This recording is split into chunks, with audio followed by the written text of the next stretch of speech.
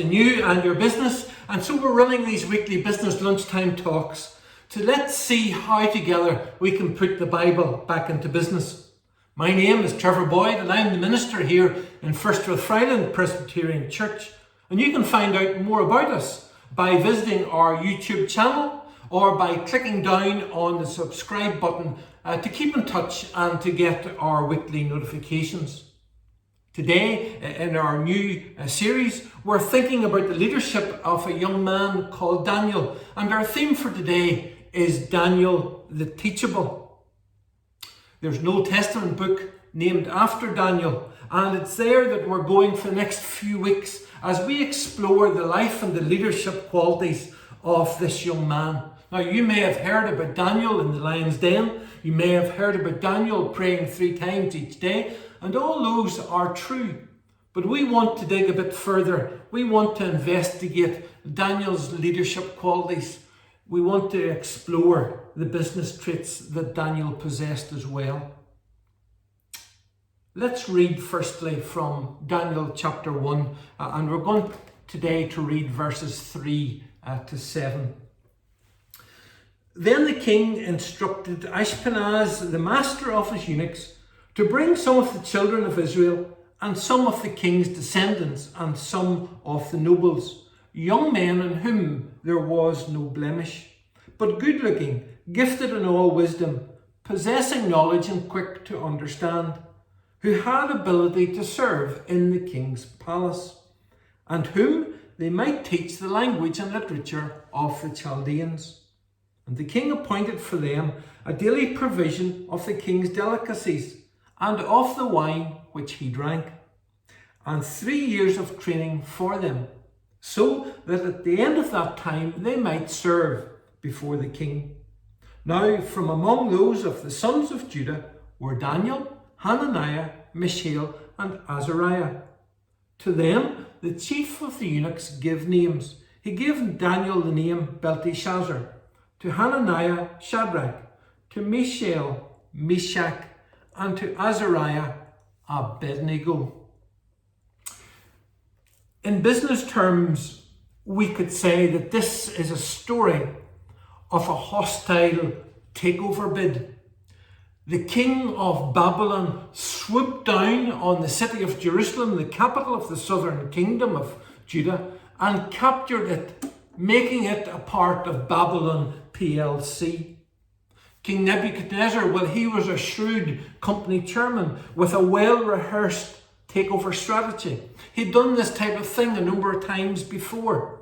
After a takeover, a group with the potential to be trained as new leaders were selected from among the ruling families, whether they be the royal family or nobles. The qualities that Nebuchadnezzar appeared to be looking for are centered in verses 4 to 5. And there are traits that I believe you'd be looking for in your employees and your managers today. Nebuchadnezzar was looking for those who were young. They were still young enough to be trained up. And when they were trained up, then there was still time for them to give years of service. He was looking for sharp-looking individuals, those who are well-groomed and well-dressed. He's also looking for intelligence, minds that could quickly process information that was presented to them. He was also looking to achieve a diversity in the group of people that were selected. And he also wanted them to be competent so that they were able to show wisdom in using their skills to achieve results. He wanted them to be able to be servant leaders, that they would be people who would be willing to serve the needs of others. And then we conclude with the trait of being teachable. Nebuchadnezzar wanted young people who had an appetite for new concepts and for new learning. And I'm sure that those are traits that you would be seeking for in your business, in your employment setting. Currently, there's a great focus by the government to get new apprentices into the workforce. And no doubt if you were recruiting new apprentices or new graduates, you would be including many, if not all, of those list of desirable qualities that Nebuchadnezzar has laid out for us in verses 4 to 5. And no doubt, you'd want the people that you were bringing on board to be teachable. As we said, our Business Lunchtime Talks will be based in Daniel for a few weeks. But we have to remember from the outset that just as the book of Esther finished last week with the king, Mordecai, and Esther herself working together as a team, so the book of Daniel opens up with a team. The team was made up of Daniel and his three friends, Shadrach, Meshach, and Abednego. And these four individuals are the people on which the book of Daniel is based. So these four young men, along with others, they were to be trained for 3 years. And after they had successfully completed their degree in leadership, we could say, they would most likely then enter into the king's service. Even though these young men were taken to be prisoners, they had opportunities, or they even had privileges. It's easy for us today to turn on the news or to go to a social media platform and listen to young people lament that coronavirus has destroyed their lives, has destroyed their careers, and taken away their opportunity for life. And yet I think at this time there is a need. There is a need to say that this is life. There are particular challenges, just as there have been challenges before. And young people, or people of any age, must remember that there are opportunities for them and for their careers.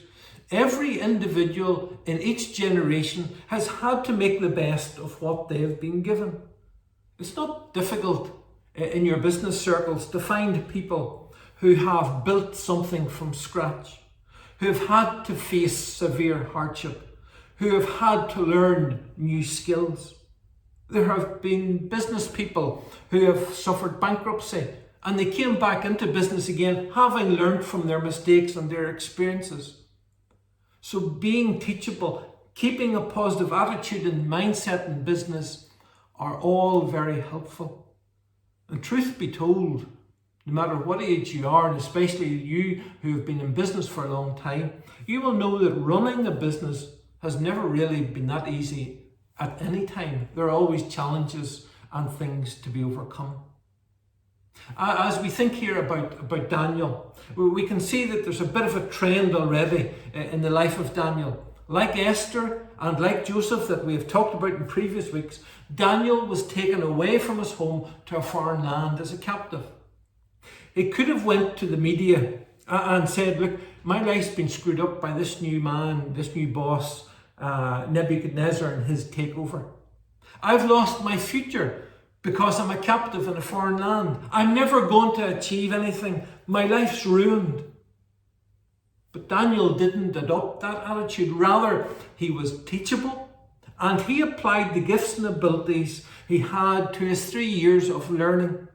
He made the best of what he had, even though it wasn't what he had anticipated.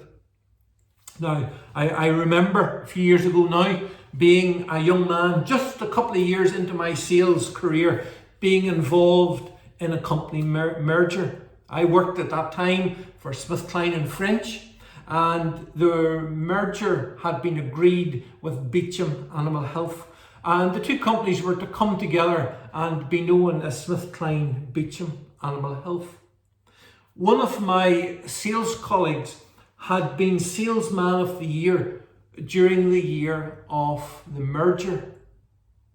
But when the new year came, my colleague, despite being Salesman of the Year, wasn't offered a job. He was made redundant. And that has made me stop and think there's a lesson there that sticks with me.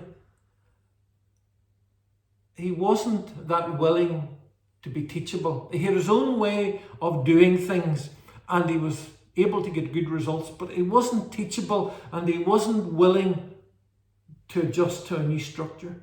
And so the company and him parted.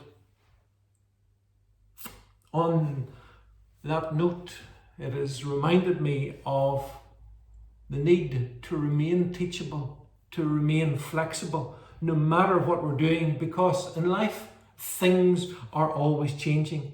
On the bright side, well, Daniel could see that for the next 3 years, he was going to be fed, he was going to have a roof over his head, he was going to get a free education, and that at the end of that time, he was going to get the offer of a job. There was going to be some employment opportunity for him. Maybe one of the first things that Daniel is teaching us, and especially younger employees and colleagues, is to adopt a positive attitude. Embrace the teaching on offer and tackle the challenges and make the best of the hand that you have been dealt. So we'll leave it there for this week. We thank you for spending time with us, and we'll see you in the same place, same time next week. And stay positive. Bye for now.